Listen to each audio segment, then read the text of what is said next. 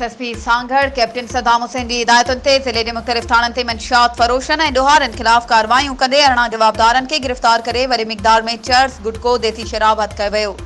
टंडो आदम तालके police वकील खान पठान के गिरफ़्तार करे संदसि कब्ज़े में 1200 ग्राम चर्स हथ करे वरितो। देसी शराब विकिणण ख़िलाफ़ ज़िले के मुख़्तलिफ़ थाननि लुंडू, पीरोमल, सिंझोरो, टंडो आदम सिटी ऐं शहदादपुर पुलिस कार्रवाई कंदे 270 लीटर देसी शराब हथ करे वरितो, जंहिंमें मुलविस जवाबदार फोटो ब्रोही, एजाज पुन्यो भील, फोटो भील, इनायतुल्ला, असगर अली मकरानी, अब्दुल रज़ाक सेतो, मोहम्मद सलीम खासखेली ऐं अब्दुल रज़ाक ब्रोही के गिरफ़्तार कयो वियो आहे।